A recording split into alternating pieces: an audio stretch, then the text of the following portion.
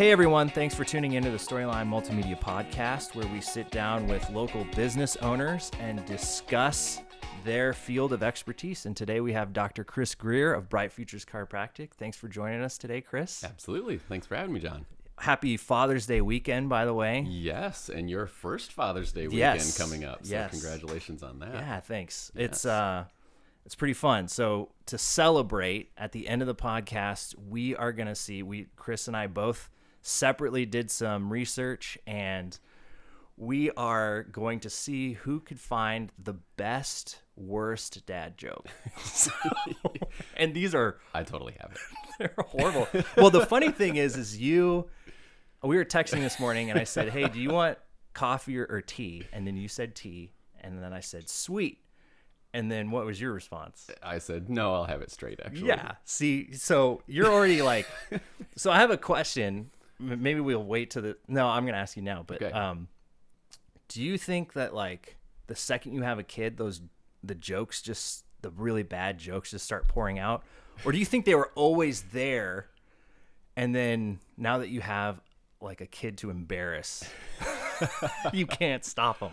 Well, mine are totally genetic, you know. Okay. Yeah, it's baked right in. So, okay. Yeah, mine were always there. Yeah.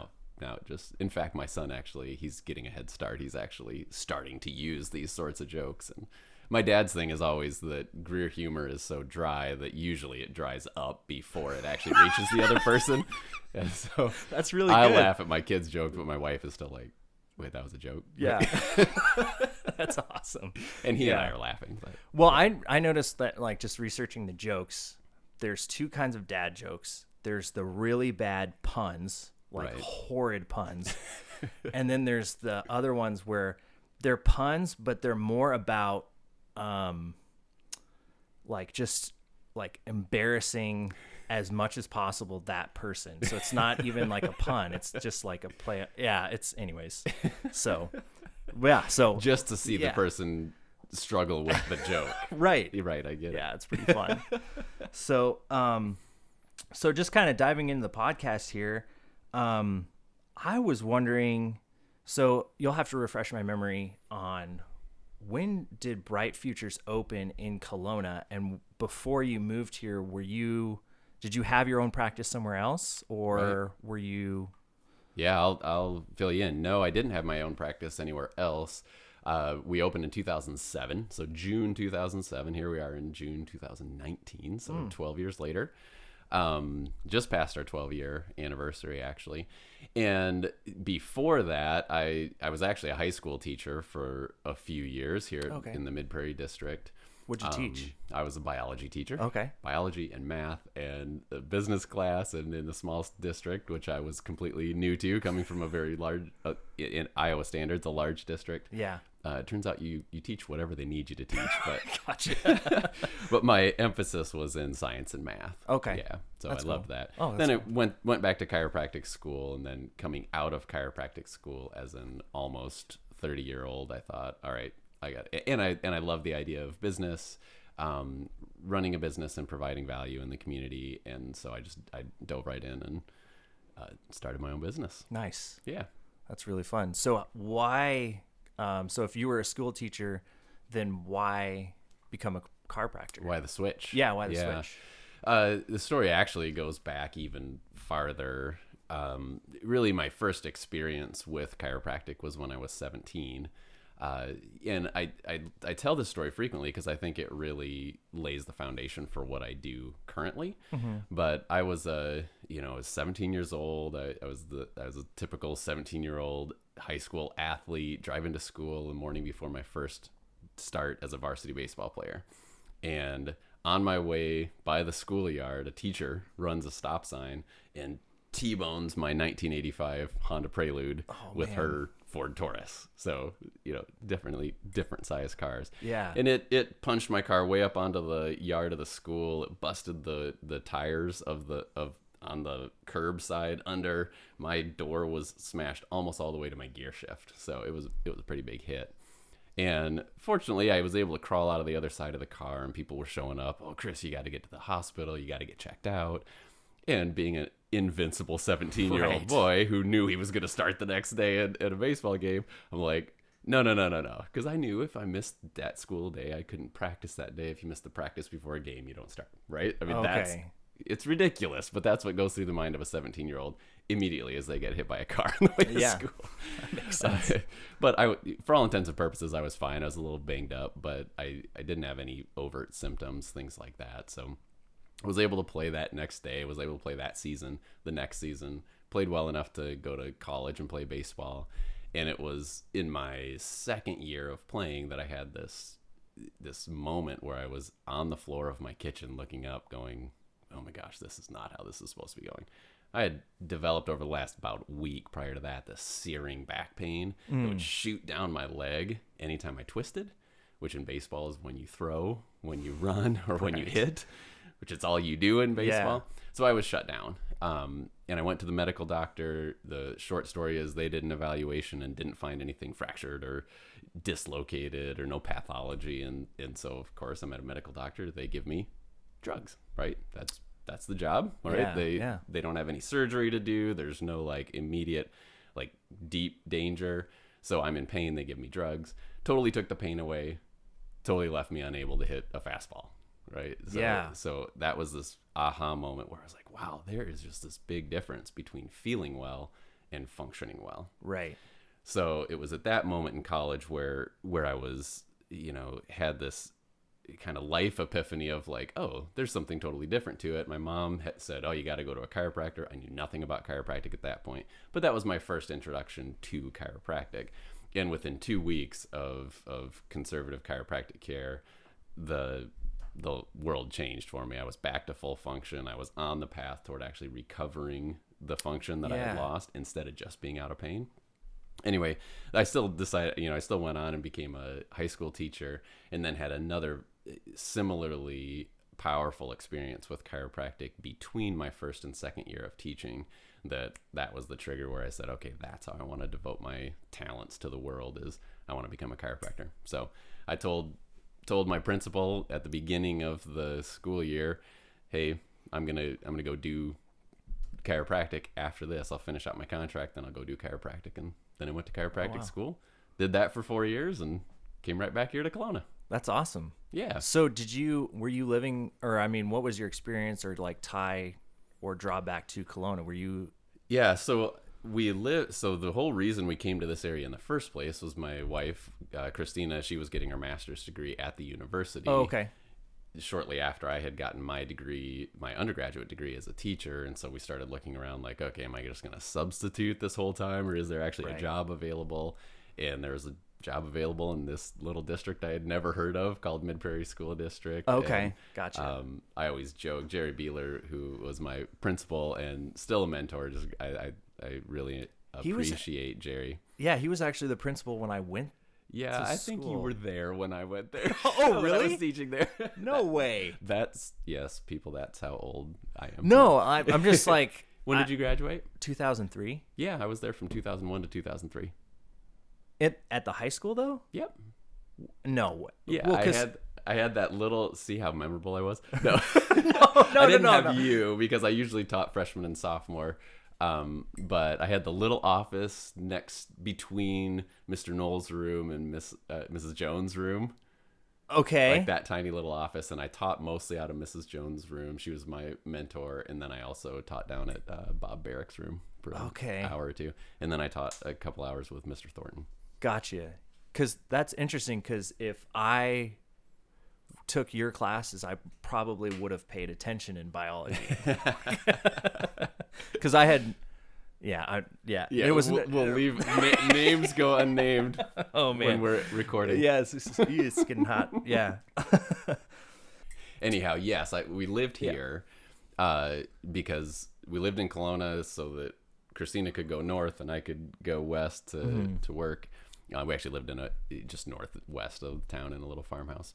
And then as we were finishing school, as I was finishing school up in the Twin Cities, we were kind of looking at where to go after that, and decided that we had a good experience here. It wasn't too far from family, wasn't too far from other friends, and came on back. Nice. Yeah. Yeah.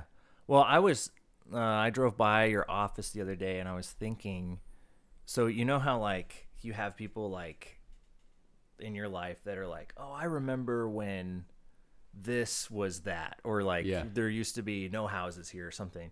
So I think that your building, Bright Futures Chiropractic, might be my first one where I'm like, I remember when that was a pizza place. Yep. So was it a pizza place right before you acquired it, or it was something else before that, right? Correct. It was built as a pizza place, and then it became the Harvest Inn, which was kind of a standard American Midwestern restaurant. Yep. And then it sat empty for 3 years.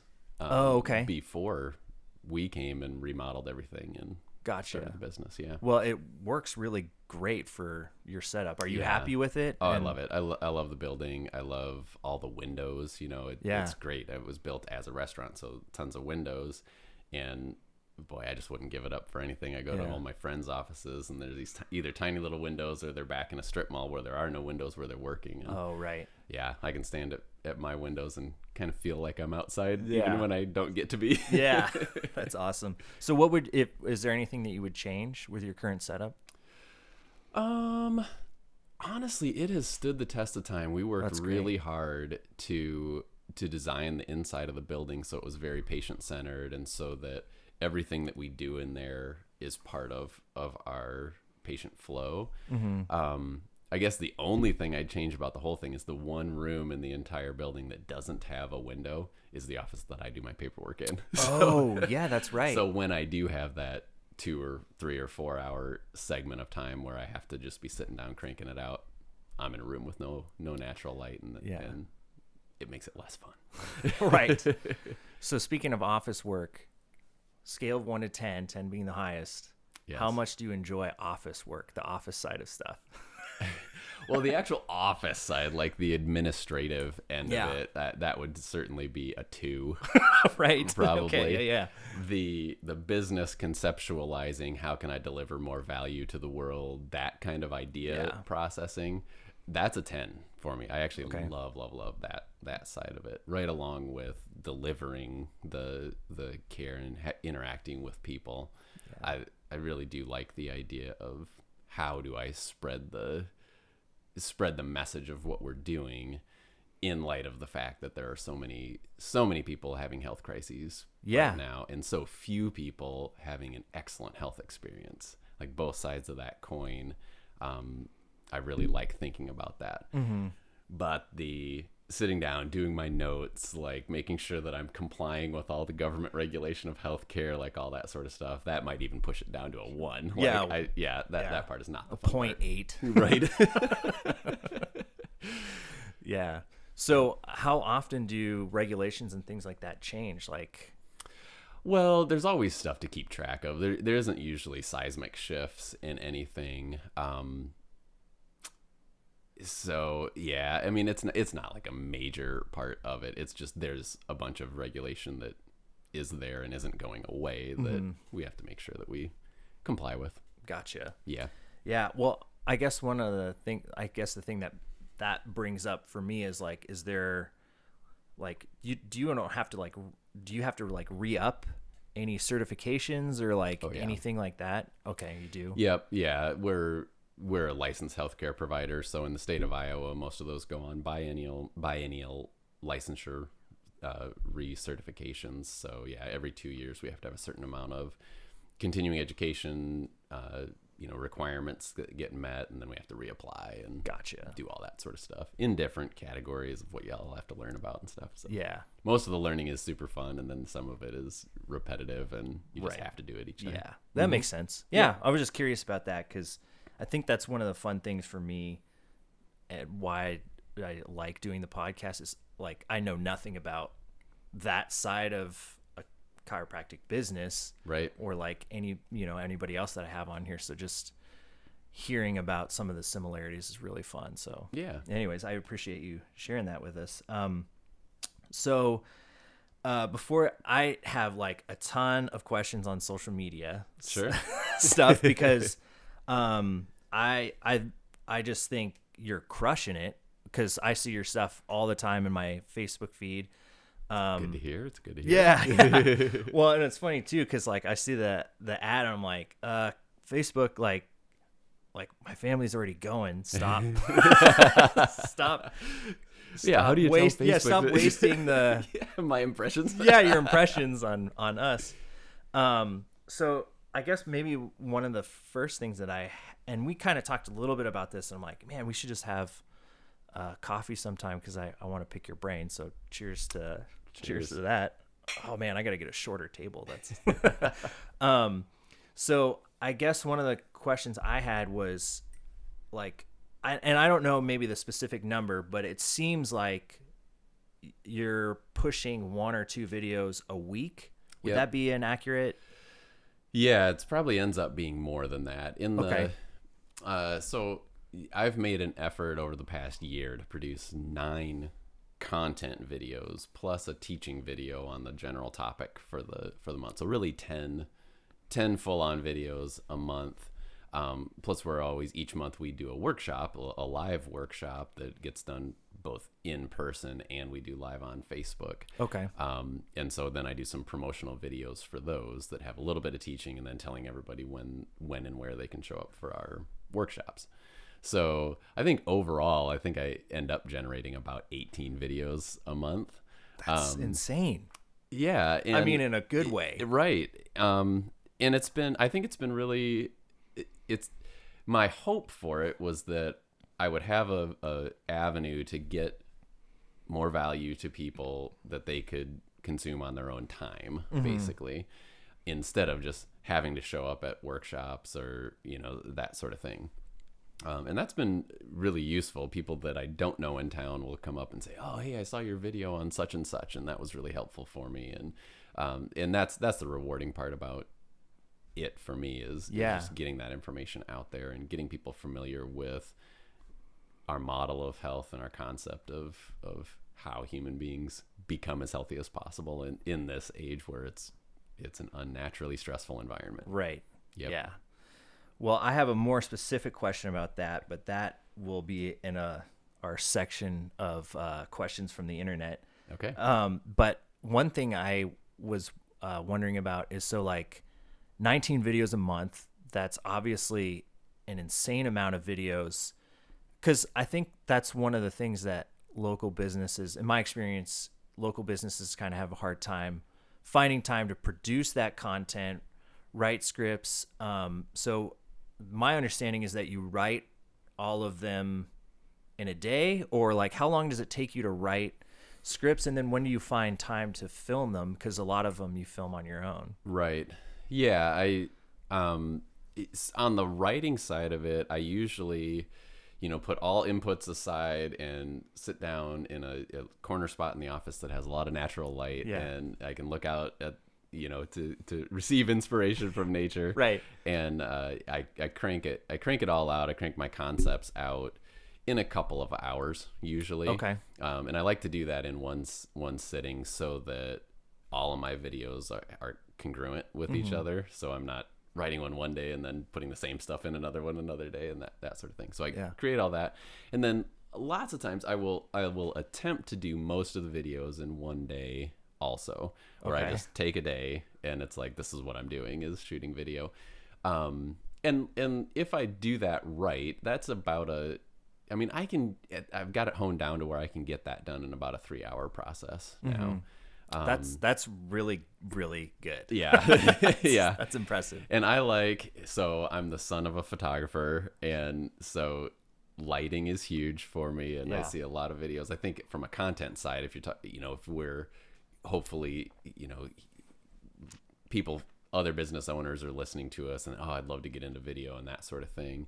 I think that's a key thing, because the two things for people actually watching are, it's got to look good and it absolutely has to sound good. Yeah. Like if the audio is bad, it doesn't matter how good it looks. Right. And frankly, if it looks bad, it doesn't really matter how good the audio is. So it seems simple, but it has to look good and it has to sound good. And lighting is really key for that. And I think a lot of people want to skimp on lighting because it's kind of a pain. It costs money to get good lights, and it, you have to set them up and you have to learn some stuff about it. But from a production value side of things, I think it's the best money to spend. Yeah. Well, and I think maybe that's what's most frustrating for people who want to start producing more video content is there's such a learning curve in the beginning that you almost get frustrated and don't want to do it. Right.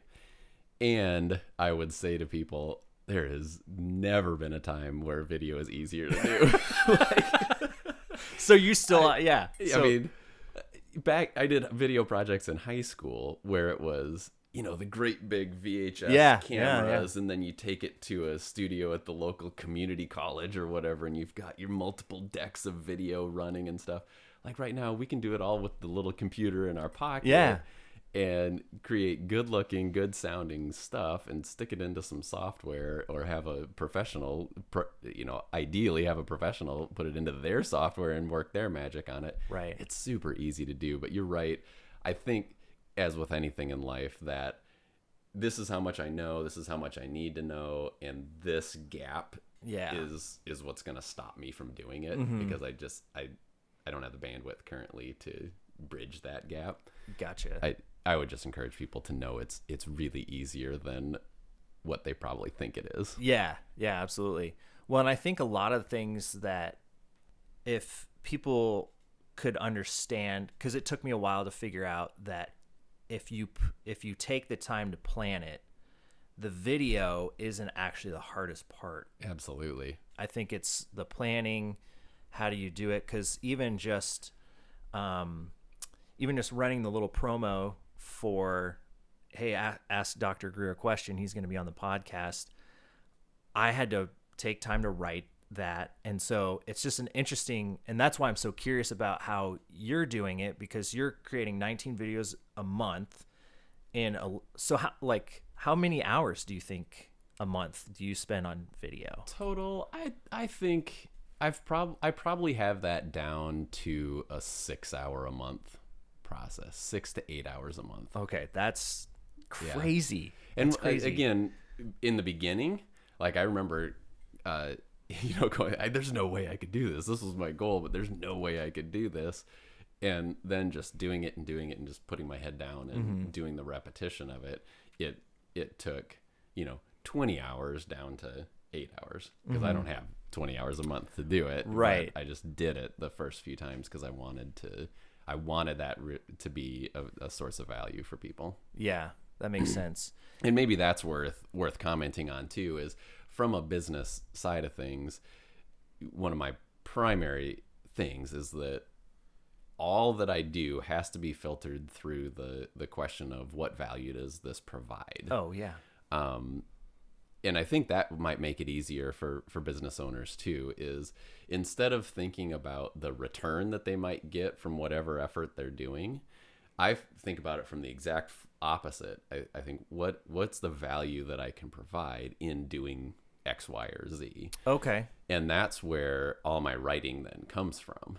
I see. I'll choose topics based on what do people need to know about? What are people struggling with? What do people want to know about? All of that sort of stuff.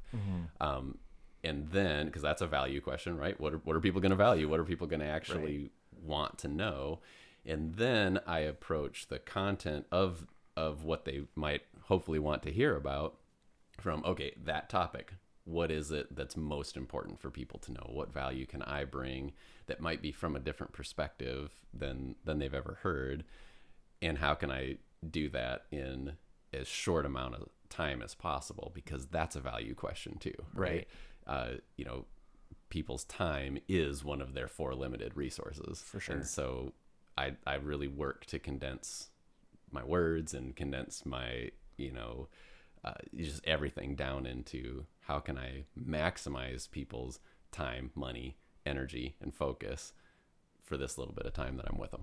That is, I think everybody can benefit from that advice, especially if they're looking to get more out there just from a business side. And I guess why I'm so interested is I've always worked, we were talking a little bit about this earlier. I've always worked for other companies, producing materials and stuff. So I was always putting other people in front of the camera. And now with Storyline, I'm realizing that I get to be the face, right? Right. Which is, it's being fun, but I think there's just hurdles that you kind of have to hit when you start start out, because I think you can get frustrated. And we were talking a little bit about this earlier, is like, just, I was a little frustrated with a video that I had posted and then kind of boosted, and it didn't get the response I was looking for. And so I just was like, why am I even doing this? Right. And then I'm like, okay, I'm doing this because I love it. Right. I'm not doing it for the view counts. I'm not doing it for the likes. But I think, and I don't know if that's happened to you when you were starting, like, were there moments where you were just getting discouraged? Did you like, oh, there's only 200 views on this video? I'm just curious, because I think, I was just curious. Yeah, I think all of us can go down that rabbit hole, right? Of this is the outcome I was hoping for, and it didn't quite reach that. Yeah. So do I need to reevaluate this whole thing? And well, clearly, if I'm investing my time, money, energy, and focus into something, I want to get a return from that. Yeah. And that's, I think, where social media becomes a real nebulous thing, because that return that I'm getting from it is not always going to be obvious. Certainly most of the return that happens in the world from the videos that we put out isn't returning to me in a form of time, money, energy, or focus. I'm not getting back any time, money, energy, or focus from it, which makes it kind of a weird exchange. But then when the people come up to me on the street and say, oh, hey, that video that you did on posture at your desk, that's really helped me, and I totally changed my whole workstation. That's like, okay, that's what it's about. Yeah. That's why I do this.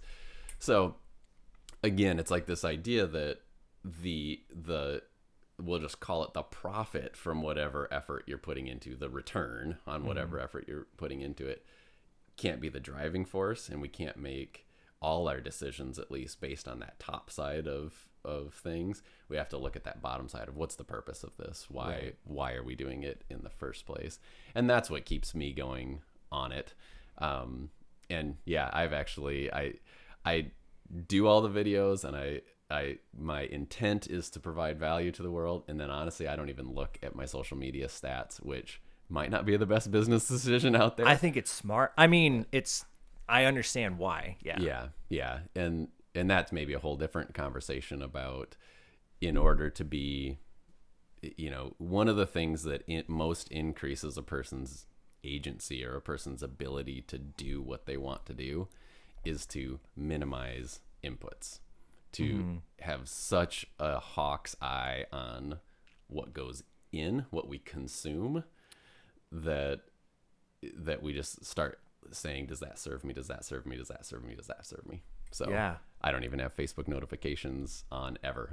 I don't log in. I don't consume that anymore. Yeah. Well, I ended up having to take, and my wife did this too, but we ended up having to take the app off our phone. Yeah.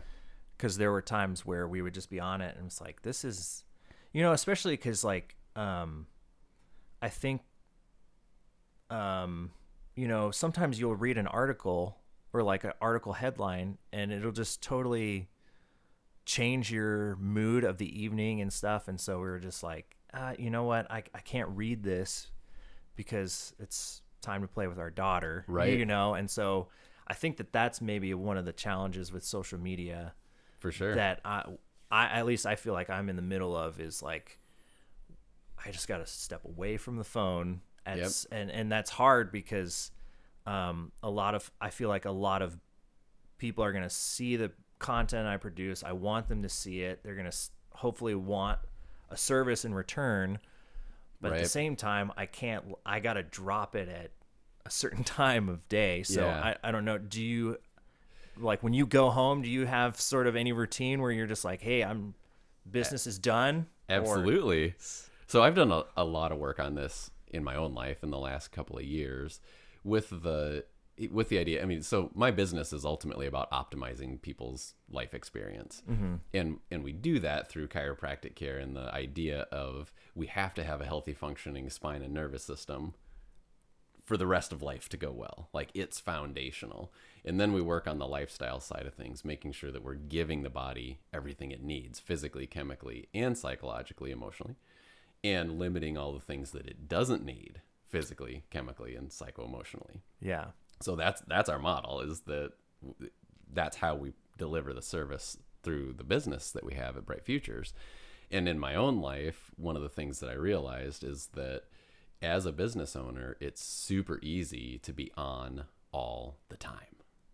All the time, just like constantly thinking about this and thinking about that. So I actually practice a routine at the end of my workday, which preferably is at the office. I will look at tomorrow. I'll look at my schedule for tomorrow. I'll look at my things I have to get done tomorrow, the things I'd like to get done tomorrow, which those are different things. Mm-hmm. Yeah. And then I'll clean my desk and I'll have everything ready for me to show up in the morning. And I will literally, usually out loud, say, shutdown complete. Okay. And that's my signal to be done.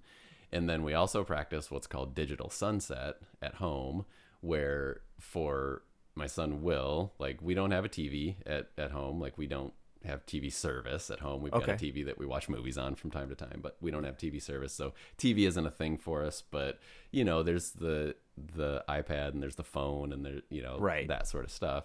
But so for Will, it's 7:00. Like, there are no more screens. 7:00, I think even 6:30 is what it is for him. And then 7:30 for Christina and me. We've actually told our family, like, if you need to get a hold of us after 7:30, you have to call the landline. And okay. Yes, we still have a landline. I was like, because we go into airplane mode and put the phone on the charger, and the rest of it is no digital input at all. Okay. So, as you can tell, we've done a lot of work with that. Yeah. All based on the idea that life is unnaturally stressful. And what I mean by that is we are not designed to know the weight of the world at all times. So right. Okay. I stopped paying attention to all news 2 years ago, and it's been fantastic. Yeah. I guess there's a presidential election coming up here at some point. Yeah, I should probably start paying attention at some point to that. But even that will be minimal, Yeah. Check out a couple of websites and, otherwise not worry about what this group is saying, what that group is saying, what happened across the state, across the country, across the world. Mm-hmm. I get that some people love that and some people are really into that. And I used to be too, but I realized that it wasn't helpful to my own lifestyle. So I eliminated it. Yeah. And life hasn't been worse. I'll tell you that. I'm not walking around going, oh, gee, I don't know anything that's going on. I actually, things are a lot calmer inside. Yeah.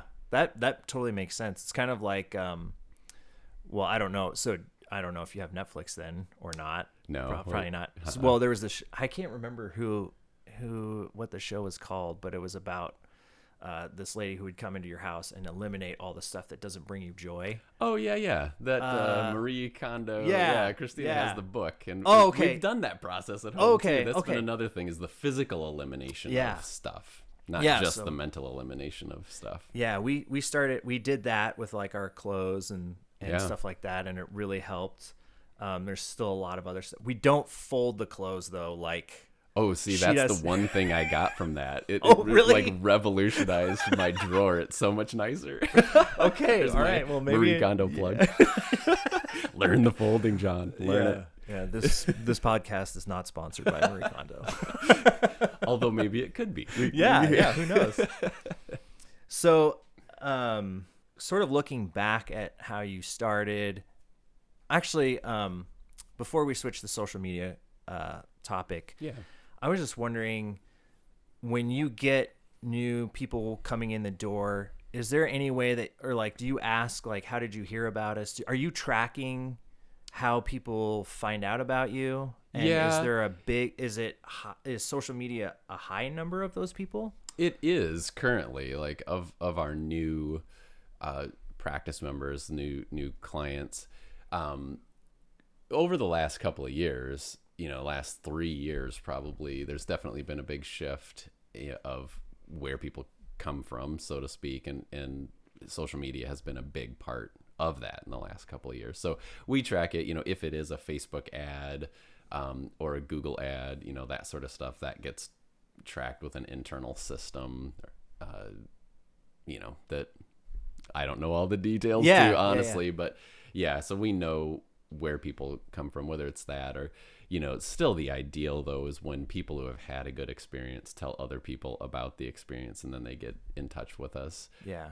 So the word of mouth. Yeah, the word of mouth, the direct referral, or even if it's through social media and people hear a story that resonates with them about, a person that's just like them, whether it's a kid who had ear infections or colic that no longer does, or whether it's the, mom who's been suffering from headaches for years or digestive issues, hearing those stories and people going, oh, that's like me. Like maybe that could help me too. Those are the things. And that's, I think, one of the reasons why social media is so useful to small business in particular, is that we can connect with our local people without, having to hope they show up at the same event that we do. Right. That makes sense.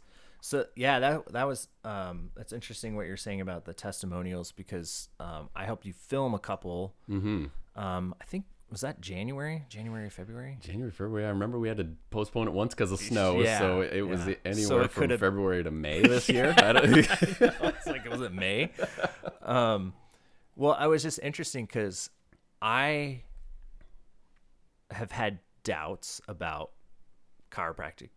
Yeah. And just hearing some of the testimonials of people that I actually knew was kind of eye-opening, and I haven't seen any of those posted, and maybe I've just missed it, but are those somewhere for people to watch? So I just checked in with the company who does my social media stuff yesterday. Okay. And they're like, yeah, we haven't edited those yet. I'm like, and I actually thought, I was like, you're fired. I'm just gonna have John do it. Okay. Fine, then he shot it. I'm just gonna have him do it. Yeah. Yeah. Nice. Because you did phenomenally on the video that we did of the kind of the office introduction video. It's just a beautiful video. So folks, if you're watching the podcast, definitely check that out. I think it's on Storyline's Facebook page. Yeah, and I'll link it in the description too. Yeah, it's a beautiful video. So thanks. Nicely done on that. Yeah, I was actually, so funny thing about that video was in the opening shot, we follow a couple walking in the door. Yep. And that was, I think, probably the first time I've really used my camera gimbal. Yeah. And so we did a whole shot of, like, you see the whole office and it's in one take, and I'm like, trying to walk this thing through. Yeah. And it was just so interesting because after that shot, I'm like, this is going in the video. And then I realized it wouldn't fit like the whole thing, so I had to chop it up. Yeah. So if you're watching that video, there's a really cool shot that we couldn't use. So it's kind of like, anyways, just but a little. It still worked out beautifully. Yeah. And you're right. Those we have several really nice testimonials just waiting to be used that aren't being used yet. Yeah. That was it was really cool because I mean, I think and maybe you could speak to this a little bit more, but I think maybe the assumption is it's just if your back hurts, you go in. Absolutely. And I think that's where, like you mentioned, not quite sure about chiropractic. I don't know. I've had my reservations or whatever. And that's most of the population. Like, keep in mind that here I am. I've chosen this business out of my own experience and this realization that, oh my goodness, the body is amazing and the body does have this inborn ability to heal itself, and we aren't taught that anymore. We're taught that we need these outside interventions to be healthy and all that sort of thing. And I am totally immersed in that philosophy, and nobody else is. Right? Okay. Everybody else, not every other chiropractor necessarily, but our culture is very the opposite of that. It's very much like, well, you get older and you get worse, and health is mostly what you get one way or the other, so you don't really have to put any time or effort into it. So one of the major challenges with the type of chiropractic that I do is helping people shift their mindset from this very much outside in approach to health, which is what we've all been taught since the moment we were born. Actually, since in utero, we were taught outside in. You have to have these outside interventions. Shifting that to an inside out, re-establishing the confidence in our own bodies to be amazing, because they are amazing. And therefore I'm in this niche that people, it's antithetical to what people have been taught, right? We've been taught that wait for a problem to show up in your life or your health and then go do something about it, which means then go get a drug or a surgery, so you don't notice that symptom anymore. That's the model that we all function on, and it's created a real big problem. 88% of Americans die of chronic disease. That's the WHO's number. 88% of Americans die of chronic disease. So that's an issue. And the biggest thing, I think, is chiropractic isn't competing against other chiropractors and other industries and other whatever. We're competing against the fact that nobody knows what we do. Yeah. Like, people just don't understand that what chiropractic does is it helps reconnect a person's body to the brain so that the inborn innate ability of the body to function well and heal gets restored. Nobody gets that. Like, nobody understands that. But when people have a headache or back pain or, those sorts of issues that people go, oh, I've heard chiropractic is good for this, then that's the niche that we fit into. Oh, okay. But it's so much broader than that. And I wouldn't do it any other way, just because for my lifestyle, my life, my health, and my family's life, I would do it all again and not get paid for it, just to be able to have the approach to health and life that we do now. And that all came through the chiropractic philosophy. Wow, that's really cool. Yep. So it's more of a preventative, Absolutely. healthy lifestyle as opposed to reactive. Yep. Yeah. Like, absolutely. It's this. Yeah. And I even see, this is the issue, is that preventative is it's like an easy thing for people to get, right? Because I don't want to have bad things. Like right. That's preventative. Yeah. Right? Yeah. Even more, I say it's an optimization effort. I do want to have great things. And there's a big difference there. And again, it's like not really how we think in the United States. We get reacting to bad things that have already happened, and we get preventing bad things from not happening. But what we don't usually get is promoting and encouraging and optimizing the ability to have great things happen in our life. Okay.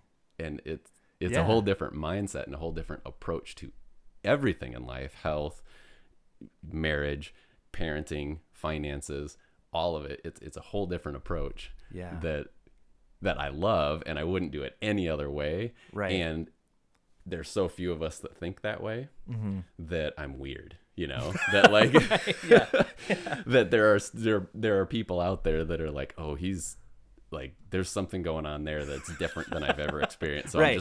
I'm just going to keep looking at my Facebook feed. Yeah. Like, I'm just gonna... right. Or is the happiness real? Did you ever get that? I mean, like, cause I've experienced that cause Emily and I are kind of like in this phase where I would say that we're trying to move towards a lot of what you're suggesting. Yeah. And just in our own personal life and kind of reinventing. Right. And I think the biggest thing that we ask ourselves is like, are we allowed to feel this good? Are we allowed to be this happy? Like, and it's just interesting. The mindset that you're talking about is you just like, okay, things are really good. So that means something bad's going to happen pretty soon. Right. Yeah. So that's a concept. If people want to dive more into it, the author and researcher Brené Brown talks a lot about that from the aspect of when we have that pullback, like, oh, it shouldn't be this good. Clearly something bad is going to happen. Like, we need to recognize when we're doing that, and then accept the fact that, this is really good, and we need to live in this, and we need to free ourselves from expectations of that's really the weight of the world, that we've all been taught out there. That's the weight of the world, saying, with our preset mindset that frankly isn't serving us. Yeah. It's serving a lot of other things, but it's not serving us. Right. Yeah. That's awesome. Well, I'm definitely going to have to look into that a little bit more, because we're we're going book crazy right now. We're buying all these books and check out her stuff. It's eye-opening. This podcast is not sponsored by. No, not sponsored by her either. All genuine things that we're mentioning here. So, just looking back at starting the car, like obviously you said like you would do it for free, so obviously you love it. Right. Looking back at the process, is there anything that you would change or do differently starting it up or even recently? Oh boy. Yeah. Always, right? There's always hindsight's always new 20/20, things and better things. It's a big complicated discussion, so and it's not that interesting, so I won't get into it too much, but I probably would have never engaged in with insurance companies. I did that for the first half of my practice until I realized that was one of the big things stealing my joy and my peace of mind and my freedom. Oh, okay. It was contributing to abundance. It's if you play the insurance game, you get paid fairly well to do that, but you're also in a contract where they basically say, and at any point in the future, we can take that all back, and you have to decide that. Anyway, again, it's a complicated thing, and again, we're in a world where people expect their healthcare to be paid for by somebody else. Yeah. And so it is one of the barriers that we have is helping people come to the point where, hey, your health is worth it. And is there really anything more valuable in your life than your body's ability to do the stuff that it needs to do so you can live life? We're not taught that value, so we have to encourage people to really think about that. Yeah. So not engaging with insurance at all would have been great, but there's a lot of fear, with young practitioners around that because it is the model that is most prevalent out there. Fortunately, that's changing with various reasons, but that's changing, so it's becoming a bit easier with that. That would probably be the biggest thing I would change. Otherwise, I don't know. I've because you can see everything as a process and you have to go through certain things to get to other things. You have to take the steps instead of just making the leaps. I don't know if I would really single out anything else that I would change. Yeah. You can tell I'm thinking because the one other thing from a where are we going to settle down standpoint is we settled here before having Will, our child. Yeah. And the one thing I would change right now is being closer to grandparents.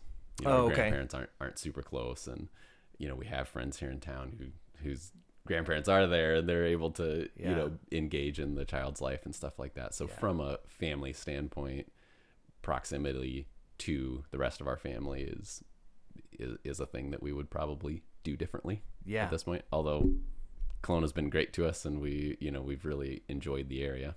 Yeah, that's good. Yeah. That makes me feel good about how close we live to my mom. So. Yeah. Absolutely. Enjoy that. No, that's good. So, I think this would be a good transition because you touched briefly on a lot of some of the questions. We put out a poll, and not a poll, but we asked people if they had questions that they wanted me to ask you. So this is our section called Questions from the Internet. Okay. So I think that this is a good one. So I didn't tell you these questions ahead of time. I wanted to put you on the spot a little bit. I hope you're okay with that. Okay. I am. Okay. So I think the first one is a great one. What's your elevator pitch to a chiropractic skeptic? Oh, that's great because really, therefore, it's my elevator pitch to anybody in the population because they're all chiropractic skeptics. Yeah.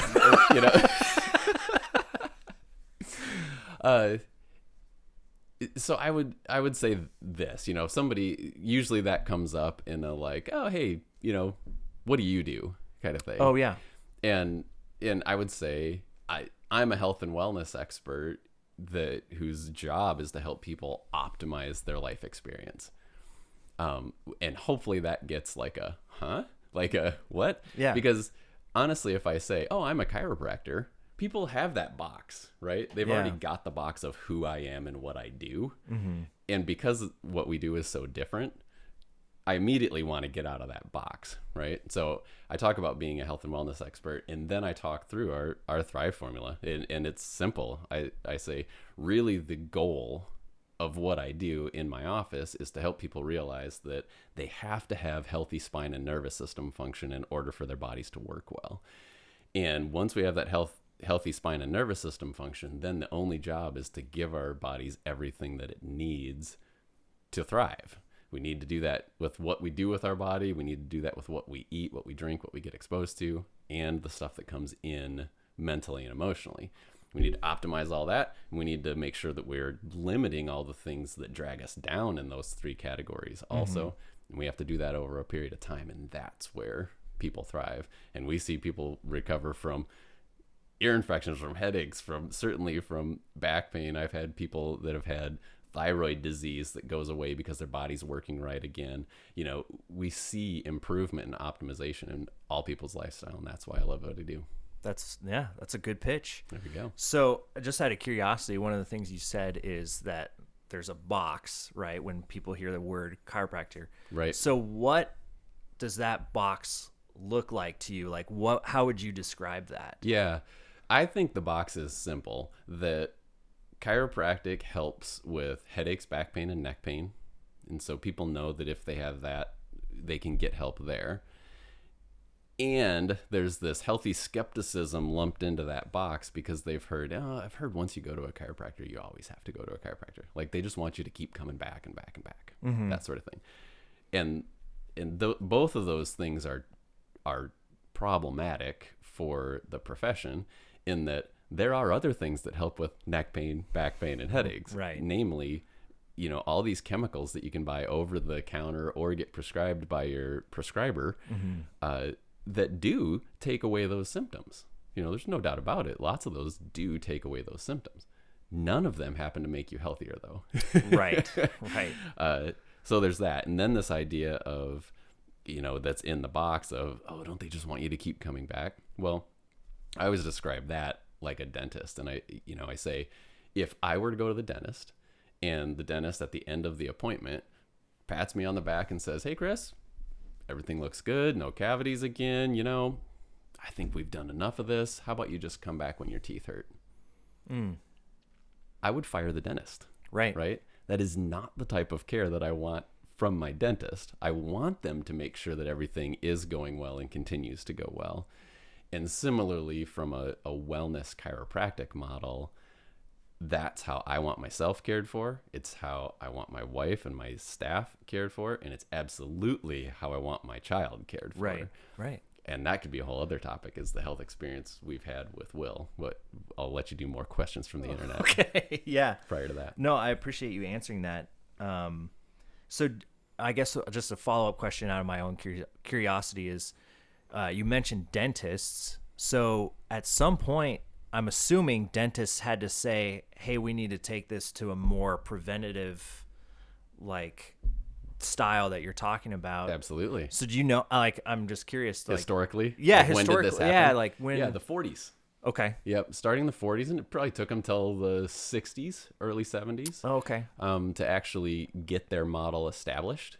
Because people thought they were out for the money and thought they were just crazy, and dentists just want you to keep coming back. Right. These sound like familiar things to chiropractors currently. Yeah. And it keeps a lot of chiropractors from practicing that model because they don't have, nobody wants to be rejected and nobody wants to be thought of funny. So it's easy to, if you just practice out of that box, nobody thinks poorly of you necessarily. They just go, "Oh yeah, you're a chiropractor. It's what you do." Yeah. But the dentists, they made that move in the 40s to 60s, from what I've understood, and in the process of that, the dental health of the population of the United States soared. Oh wow! That's the important part, right? Yeah. The outcome that people are getting from the model of care is ultimately the important part. And what people, most of us have this general sense of, we still fortunately have some family members and stuff who were children back in the, 20s and 30s and 40s, and their dental health generally isn't nearly as good as those of us who were children in the 70s, 80s, and 90s. Right. So, yeah, that makes sense. Yep. Yeah, that's fast. Because you've mentioned the dentist thing before, so I just think that's such a great example of identifying this is a problem and it's preventable. So we got to get our message out. So right. I think that's really neat. Dentistry was very much reactive prior to their change. Yeah, just like all of medicine is reactive currently. Yeah, they're if you do a test to find out if something already exists, that's not preventative. Right. That makes sense. The whisper really sold that too. Okay, so question number 2. What is the one piece of equipment that you use the most that maybe you didn't think you would use the most when you started? Oh, that's fascinating. I would definitely say my X-ray unit. Oh, okay. Yeah. And it's fairly standard for chiropractic offices to have X-ray. And I didn't use it as much early in practice. I'm very much trained in pediatric chiropractic. I did my extra training through the International Chiropractic Pediatric Association, most of that training while I was still in school. Usually we don't X-ray kids because there's no real reason to do that. So heading into practice, I wasn't, I just didn't use my X-ray a whole lot. But over the course of about 7 years in practice, I realized that the more often I took X-rays, the more I found stuff that people really need to know about. Oh, okay. And that they didn't know about, Oh, gee, I didn't have any pain in that area. I can't believe that it actually looks like that in there. That kind of thing. Because we think that all the problems in our body show up as pain, and most of them don't. 98% of them don't. So oh, wow. They can show up as other stuff, or they can show up as nothing at all, but still be a problem. So the X-ray is definitely something that, particularly after going to digital X-ray 4.5 years ago, it's just so nice to be able to get really clear pictures of a person's spinal structure, and see all the nuances that show up after a lifetime of stressing our spines out. Yeah, that makes sense. So is your X-ray machine digital then? Yeah. Okay. Yep. We have digital X-ray now. It's still funny to call them digital films, but that makes sense. Yeah. It's been that move from film to digital was one of the best things I did, just from a quality of image standpoint. Which, if my dad happens to watch this, he's probably shaking his fist, because he's an old school photographer that he can show me the difference between how much better a film photograph is than a digital photograph. Yeah. But it's different in X-ray. They are really better pictures. Maybe I was just doing it wrong with the film. I don't know. Yeah. Yeah. So next question. A friend of mine uses the logic, people didn't use chiropractors hundreds of years ago, and so that's their go-to excuse for not going. What are your thoughts on this expression? Yeah. I think it's completely valid, actually. Is that I think it was not coincidental that chiropractic came to be at the end of the 1800s. Okay. At the end of the 19th century. In that the world had just gone through some major transitions on how human beings went through their life. And I've already mentioned the fact that our life is unnaturally stressful. Thousands of years ago, our life was naturally stressful. Like, we only encountered natural stresses. Right. Starting with the agricultural revolution, but then really ramping up in the industrial revolution, our life switched to completely unnatural stresses. And that's what chiropractic can help with, is boosting the body's ability to be as resilient as possible, even in the face of unnatural stresses. I see. So, none of us sat for 8 hours a day. Right. 0% of the population, right? We didn't have chairs. We didn't have the opportunity to do that. None of us ate processed food, right? None of us had too much stuff on our schedule. Like, yeah, none of us. Yeah, that makes right? sense. Yeah. So all of those natural stresses, in fact, the only stress we're really well designed to live through for a long period of time is a lack of food. Now, consider how juxtaposed that is now in our culture, right? Nobody has a problem with lack of food, right? I shouldn't say nobody, because there are people out there that do, right? But the vast majority of the population have way too much food. Like, we turn around at all points. The whole idea is physically, chemically, emotionally, things are 180 degrees different than what human beings were designed to experience. And that change has happened in 200 years. I see. Yeah. Genetically, we can't adapt to that in, 10,000 years. Right. So that's I think, I love the fact that chiropractic kind of was born of necessity, I think, right at that that industrial revolution period of time where people needed it most. Yeah, that makes sense. That's interesting, because I didn't expect that to be your answer necessarily, that logic is actually true. Yeah. But we're just living in a different time, so it makes sense that we would need that kind of trying to think of the word. Yeah. But care or intervention or whatever. Yeah. Yeah. And it is interesting. I mean, even back to the Egyptians, there are pictures of people receiving spinal care. It wouldn't have been called chiropractic care, but yeah. Ancient civilizations knew a lot more that spine and nervous system, that they didn't know nervous system necessarily, but for some reason the integrity of the spine was important to a person's health. Interesting. Yeah. See, that kind of stuff, just like now I want to know more about how ancient civilizations, that's interesting, because you would just assume that they didn't. Yeah. But yeah, that's interesting. They knew a lot. Okay, so next question. I have friends who take their kids to the chiropractor. What are the benefits of taking kids in for adjustments? Yes.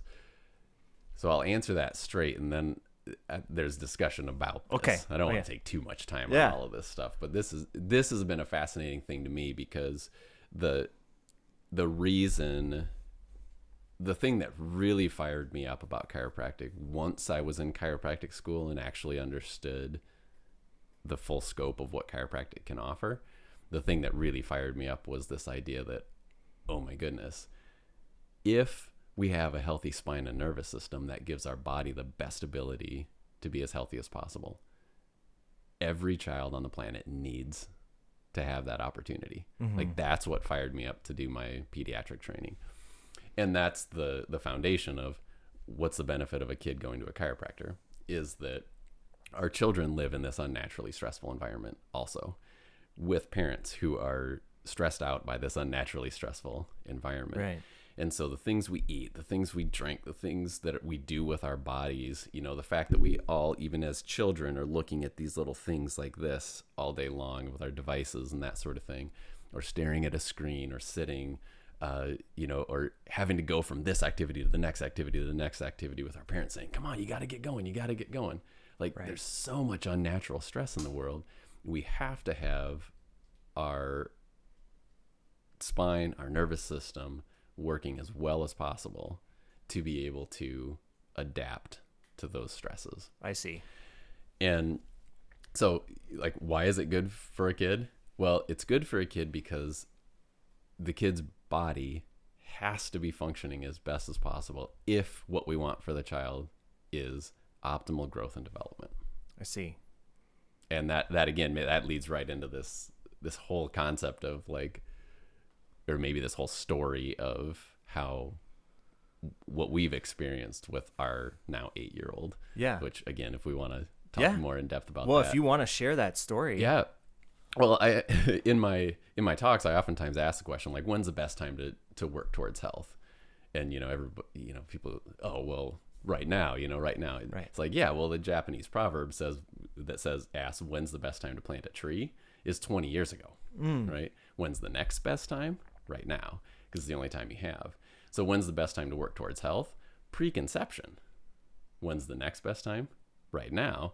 I see. And so fortunately, I mean, Christina and I had Will when we were 5 years into practice. Yeah, 5 years into practice. And so we had built this philosophy, and we had talked about this, and we had taught this philosophy for quite some time. And so we had this conversation, like, if we're going to think about bringing a child into the world, we have to absolutely follow this idea of that starts preconception. And so we did. We both worked on our own health as much as possible to optimize what we were doing.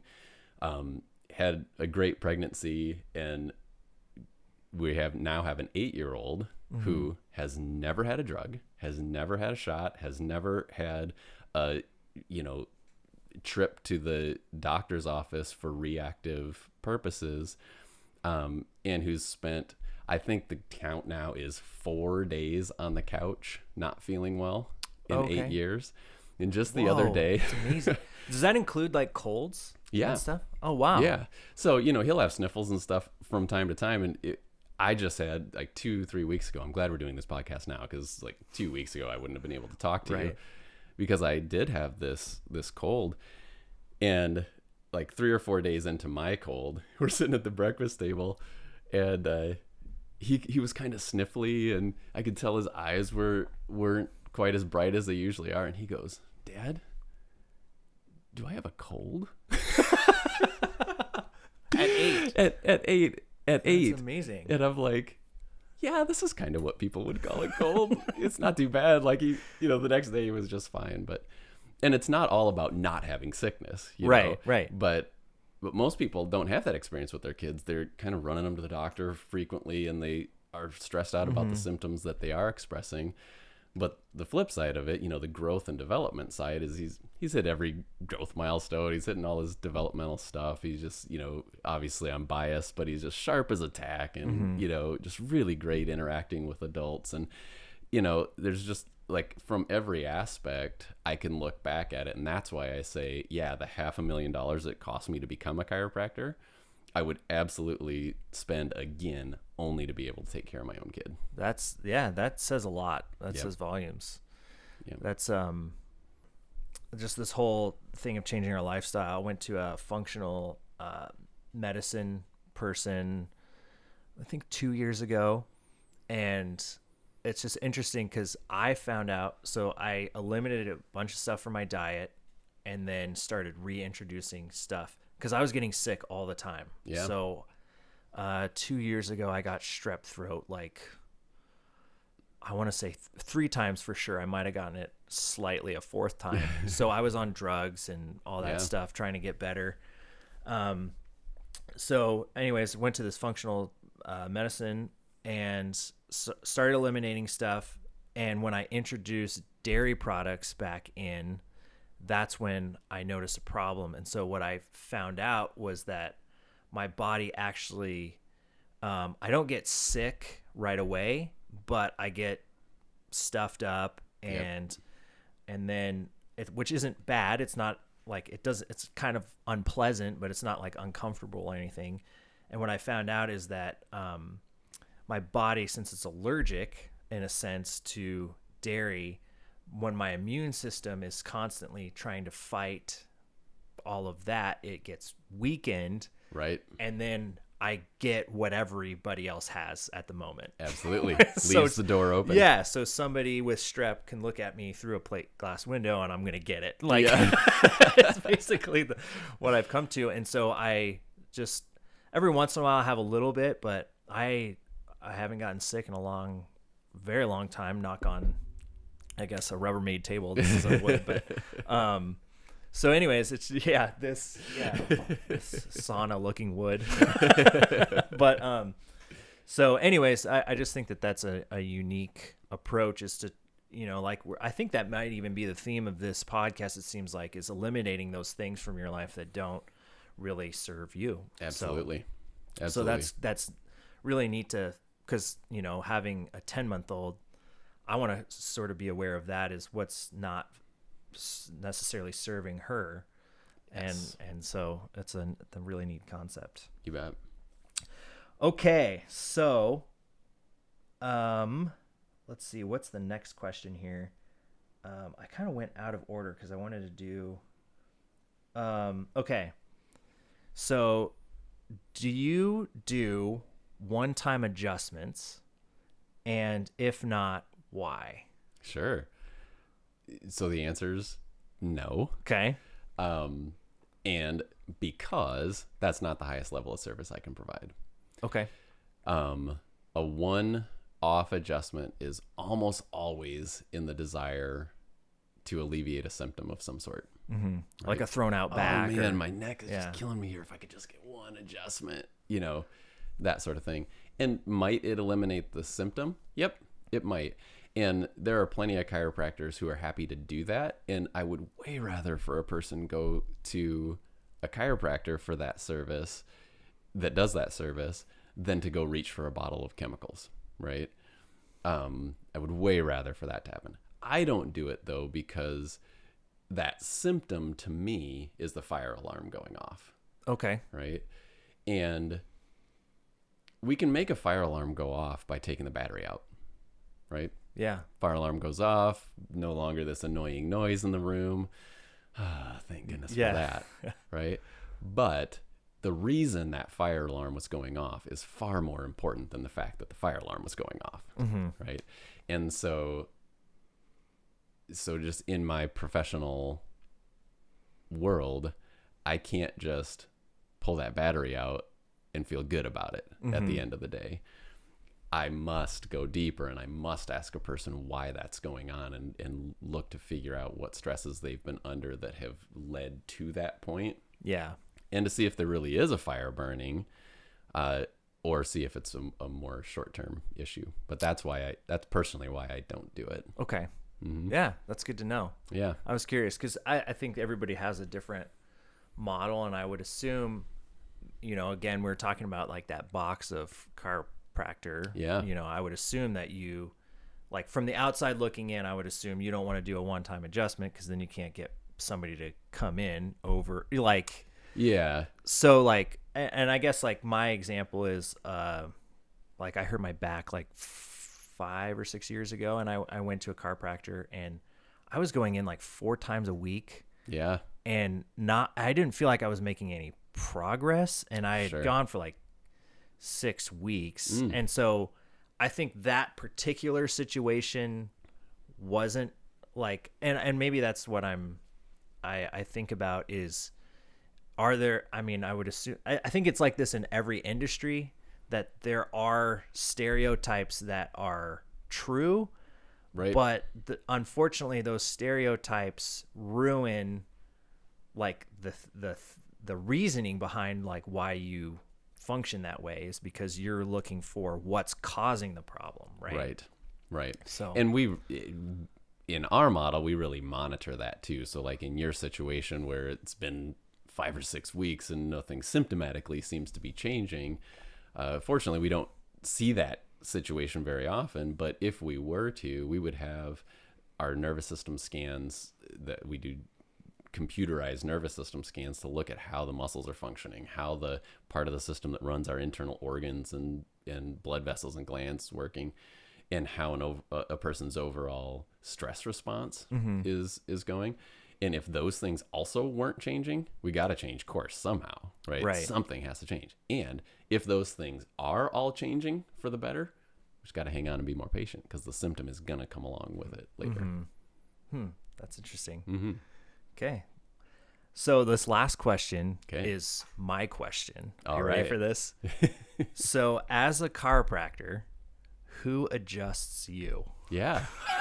Do you self-adjust? Yeah. Well, Or is that a thing? I don't know. right. Yeah. So the first question is, I get an adjustment every Tuesday, 1:00 p.m. Okay. from a local chiropractor here in Kelowna. Okay. She and I have a really good relationship. We take care of each other, and we both understand the benefit of regular care to keep us on top of our game. I see. Because rarely do I show up. I don't know, after these last few weeks of having the cold and stuff, she'd probably be like, yeah, rarely shows up with symptoms. But Yeah. rarely do I show up with symptoms of, oh, this is why I'm going to the chiropractor. I see.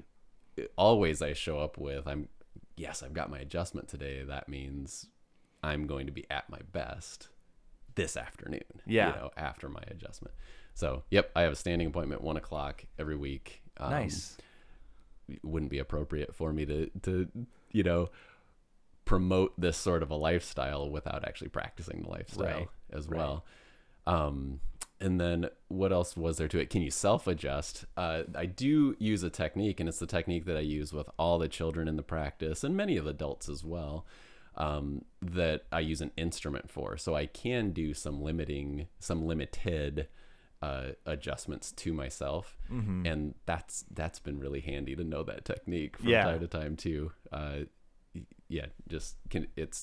It's been day changing from time to time when I am having an issue with fatigue, or I'm having just something where it just doesn't seem like my body's firing on all cylinders. Okay. And I'll check myself and adjust myself. And even within these last couple of weeks, I did this at one point, and it was a 1-minute change of life. Like, it was really neat to experience, because I did this adjustment after feeling pretty rough for the whole morning.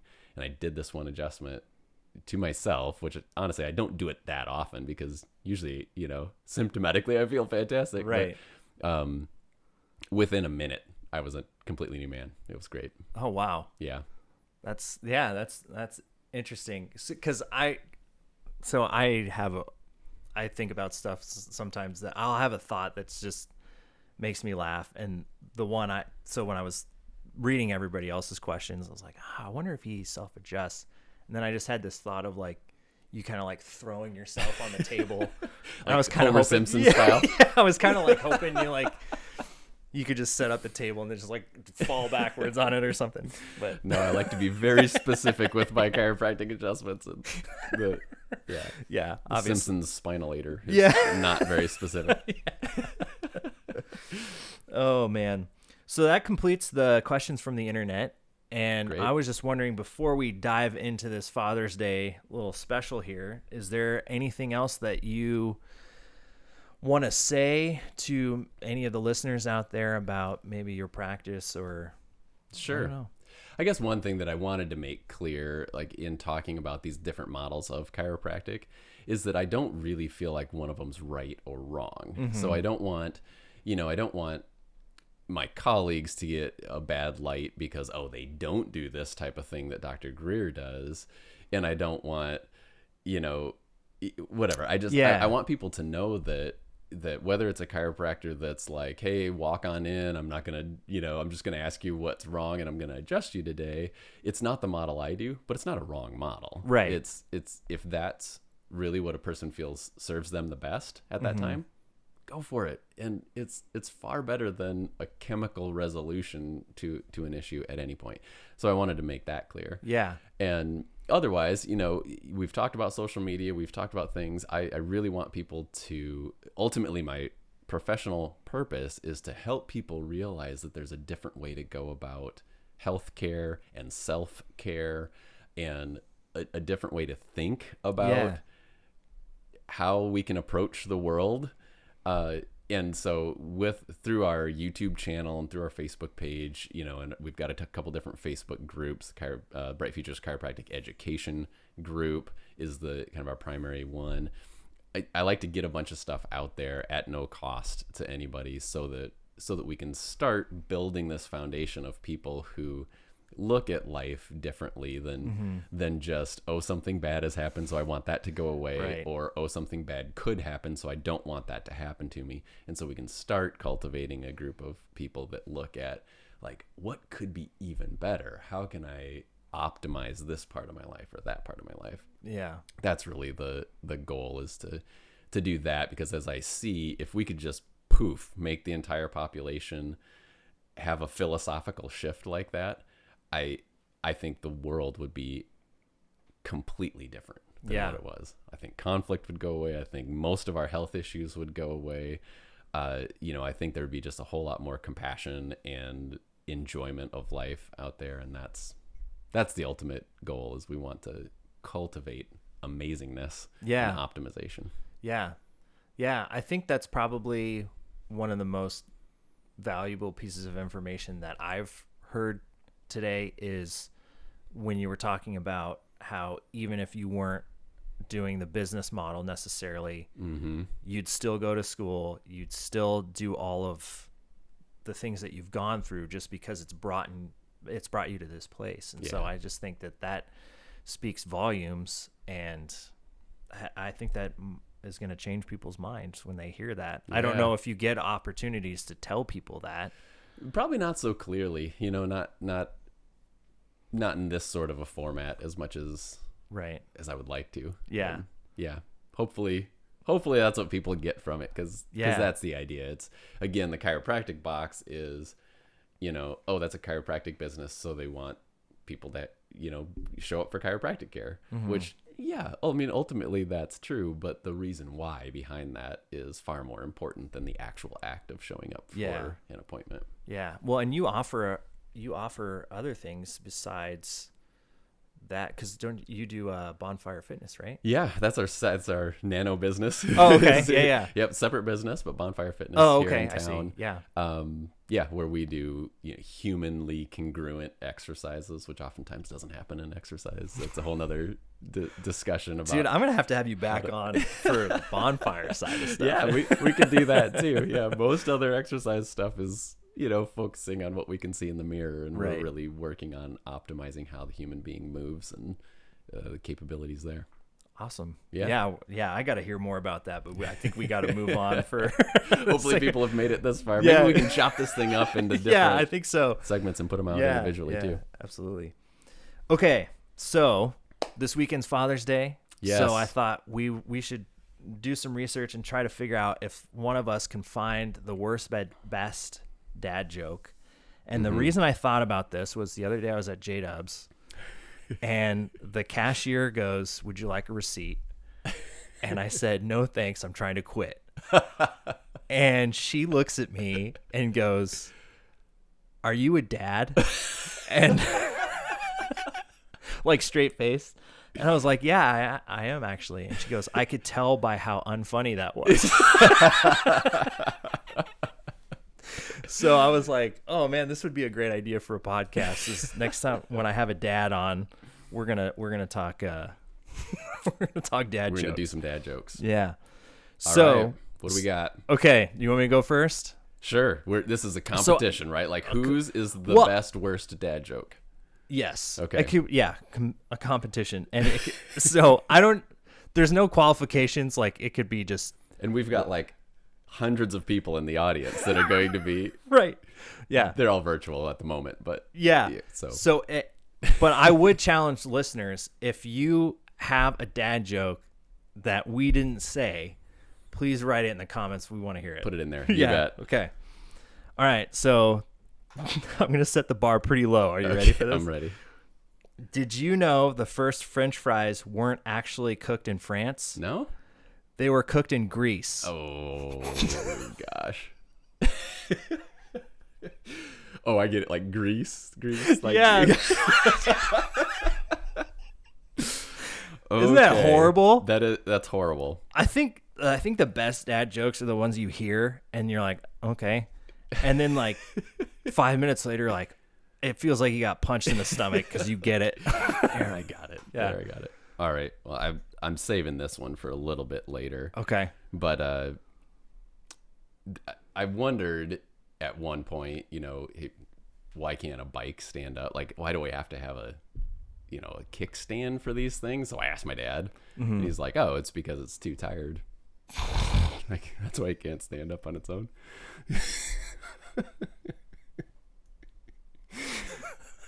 I thought it was a great explanation. That is good. I think my favorite part was your delivery, because I thought you were being. I mean, that sounded real. And what do you mean? Oh, we're telling jokes? Oh, yeah. I thought we were telling stories. Yeah. That was good. Okay. I'm reading a book about anti-gravity. It's impossible to put down. Nice. Yeah, that one's nice. Yeah. That's good. Yeah. That's not bad. That's a good one. That got some groans, I think. Yeah. That's what we're going for, right? Yeah. Or just like that makes you want to sit like, oh, I got to sit down after that joke. Right. It's so bad. So people who know me know that I kind of get a kick out of the whole Apple fandom thing. Mm-hmm. And so when I heard this particular joke, I thought I have to share this Okay. one. And it's basically, it's somebody's walking by an Apple store and they see somebody break in and take some stuff. And I just wondered, does that make that person an eyewitness? It's eye everything else. And why do they call them the Apple store? Shouldn't it be the iStore at this point? Come on. But That's that good. might indicate like what it looked like on the strip, the iStore. Yeah. I got 2 for 1 on that one. I don't know. I'll give you 1.5. Okay. See, I can tell that you're a dad. You've been a dad longer than me because your delivery, and then you're adding on to it, which is just fantastic. I can't wait to get to that stage. Baked in. Yeah. Yeah. Well, one of the things that I think is funny. This isn't one of the jokes I have written down, but growing up, my dad would say things that would really embarrass me. So, like, to give you an example, I saved up all my allowance to go get a Game Boy. So we go into the electronics store and he goes, "We're looking for the game dudes." And I'm like, when you're younger and your dad says something and you just want to crawl inside yourself somehow. like this is the most embarrassing thing that's ever happened in my 12-year-old life, Right. And That's what dads are for. But I couldn't figure out if he was doing that on purpose. Was that a dad joke or was it just dad? Well, later being I found out he didn't remember doing that in particular, but he did do them on purpose. Okay, yeah. Gotcha. So he took things that I loved, and I think I'd try to do that, too, is like, hey, you're just trying to get people to not take it as seriously as you. Right. Yeah. So anyways, that's the purpose. That's my theology on a dad joke. Okay. So this one is actually, oh man, should I save this for I'm going to save this one for last because I think I might actually start using this one. Okay. That's okay. But this is okay. This is a different one. I told my son I was named after Thomas Jefferson. He said, "But Dad, your name is Brian." I said, "I know, but I was named after Thomas Jefferson." You gotta love a good chronological joke. Because the child is going like they're still thinking about that. Her name's not Right. Thomas Jefferson. So it was after. It was, yes, post that. So the 10-year-olds still listening are still going like, I don't fully get it. All right. Well, I hope I'm not stealing one from you with this one. Okay. But, I ordered both a chicken and an egg from Amazon the other day. Okay. And I'll keep you posted. We're finally going to answer that question. One took a minute. Perfect, right? This is what Right. we're going Yeah. for. Okay. See, that's a winner. Yeah. All of you online. There's some people out there who are like, I don't get it. Right. The chicken or the egg. Yeah, It's yeah. coming at some point. Yeah. Which one? Never mind. We'll leave it there. Yeah. Okay. This one. Oh man. Okay. So this is the kid. "Dad, make me a sandwich." "Dad, poof, you're a sandwich." Oh, I gotta have more stuff like that in my arsenal. For like when Will says stuff that I could just be like, bam. I love that. Oh man. It's funny because our daughter's 10 months old, and there's stuff that I do. Like, I don't say stuff like this because obviously she won't get it, but I do other stuff, and she's already mastered the like, "Are you serious?" look. The confused, like, Yeah. Dad. Yeah, like she's 10 months Dad, you're embarrassing me. and embarrassed. Yeah. And it's going to keep going. So. Nice. Yeah. Rock that one out. So as a dad, we have to throw in like experiences that dads have, right? Right. So at a certain point, this happened. And the joke is, so if a child refuses to sleep during nap time, are they guilty of resisting arrest? Those I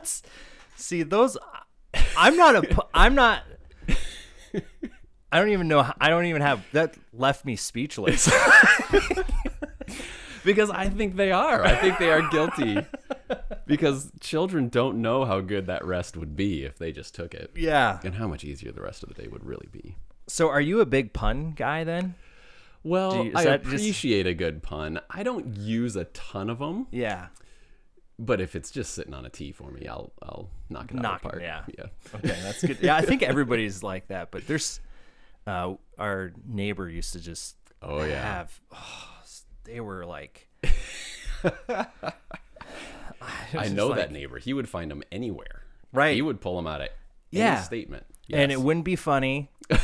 And it wouldn't even necessarily be clever. Right. Yeah. And that was the funny part. Right. Both of those things were the funny part because you just had to, on some level, love that. It's one of those, they were the level where you can hear the crickets. Right. Okay. Okay. So this one, I actually really like this one. All right. Is this the final one? We going for the final? No. Well, do you have more? How many more do you have, you think? I don't know. Actually, I might be down to just one more that I thought were worthy of the podcast. Okay. So I'll read this one, and you can read your last one, and then I'll close with the one that I really like, and I'm probably talking it up way too much. It's going to be like resisting arrest, isn't it? It's going to be like, no, that wasn't that funny. Okay. So this is, cashier. Oh man, do I want to do that one? Okay, so here's the cashier. Would you like the milk in a bag, sir? The dad. No, just leave it in the carton.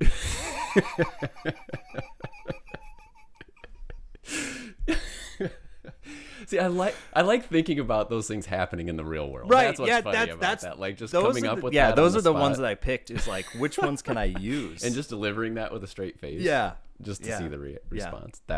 That's the gloriousness. So that the cashier can then say, "You're a dad." Right? Yeah, you're a dad, right? Because I've never been so unamused. My entire life. The last dad tried something similar. That's probably what they're thinking. I've had dads all day. Yeah. Where are the moms? Like, yeah, the dads are the highest. They ask me how my day's going. The dads try to make me laugh. All right. So currently, a slice of apple pie is $2.50 in Jamaica, $3 in the Bahama. And I guess that these are just the pie rates of the Caribbean. See, that's a good pun. That's a pun that I respect and will give a laugh to. I think it's You could just tie it. I enjoyed that one. That's good. Yeah. That's my final. I'm out. Okay. So here's my last one. Man, and I'm going back and forth. Okay. So this one's gonna be involve a mom. So here's the mom. How do I look, Dad? With your eyes. Let's go. We're late. You said that. I didn't say that. Yeah, well, little window into my world. Okay. Okay, I'm going to read one more. I have to, because you might want to use this one. Okay. Server, sorry about your wait.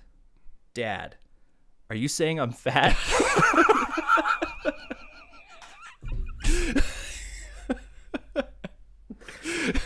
That's good. I like it. That would be good. Like, I love that. Yeah. Because imagine the horror of the 17-year-old waiter or waitress that gets that dropped on by the 40-year-old there goes dad. my tip. Like, right. Oh, man. Yeah, so we got to start using these in public. Absolutely. Yeah. More. So. Yeah. All right. All right. Well, thanks so much for being on the podcast today, Chris. It was really fun chatting to you, and we'll have to definitely do it again soon. Absolutely. And thank you guys for tuning in to the Storyline Multimedia podcast. And be sure to follow our pages so you don't miss the next episode where we actually have some folks from the Kelowna Brewing Company on. So All right. it'll be pretty fun. So thanks again, Chris. And bet. everyone have a great Father's Day weekend. All right.